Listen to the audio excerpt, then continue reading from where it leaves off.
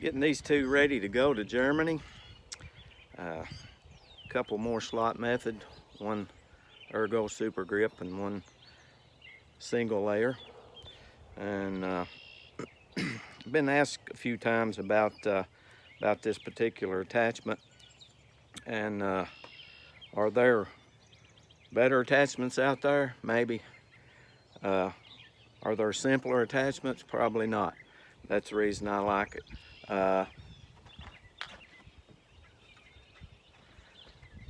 Couple of things on this particular attachment. There's TTF. I put the tag to the inside on the pouch, and I'm going to turn around, show you how I fold them. Up at the slot on the fork, I always fold the bottom over the top like this. Then I stretch before I put them down in the slot. I'm not really in a good position to show you.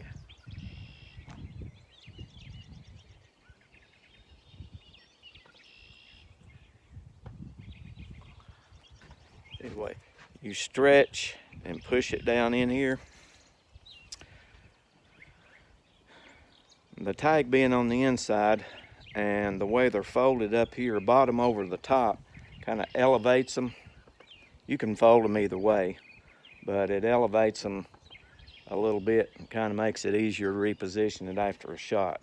And being folded towards you on that end and the tag on the inside on this end, it kind of rolls it up like a tube.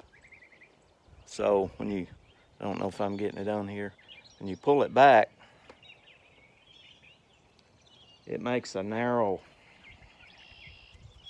it narrows it up.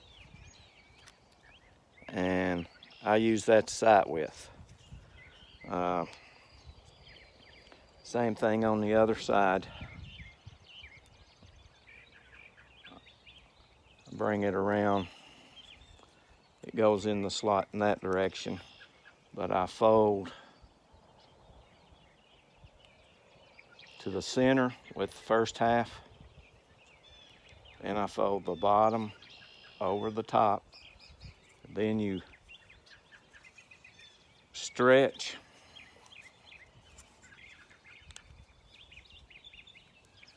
and then push it down. If you can check it and see if you got it center, if you need to pull it on through, and either way to match them up, get it even, and you can do that. And you can see what I was talking about folding the bottom over the top. You can do it the other way, but it kind of makes them perk up a little bit, kind of like a dog's ear. So that way when you get ready to shoot again, they're kind of elevated a little bit.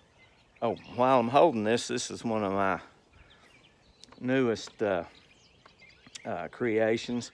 I'm calling this the tater fork. It's for people like me who are pickle fork challenged. This one's this happens to be a little TTF one, but I'm also making them with a band groove on the back to shoot them over the top. But anyway, that's kind of how I install the flat bands. Usually works out pretty good between maybe a 0.4 or 5 up to around a 7. 8 starts getting pretty tight with the slot that I put in. They're about 1 millimeter. When you fold a band, you're going to end up with about 3 times the thickness. So if you got a 0.5, that's going to give you like a 1.5 millimeter. So when you stretch it and put it down in there and turn it loose, it gets pretty tight. So as you can imagine in your mind, once you got so small, you could get so small that it probably wouldn't be safe. And if you get too big, it'd be too hard to stretch them to push them down in there. You'd have to take a sanding strip and clear it out to shoot, say maybe 0.8 on up to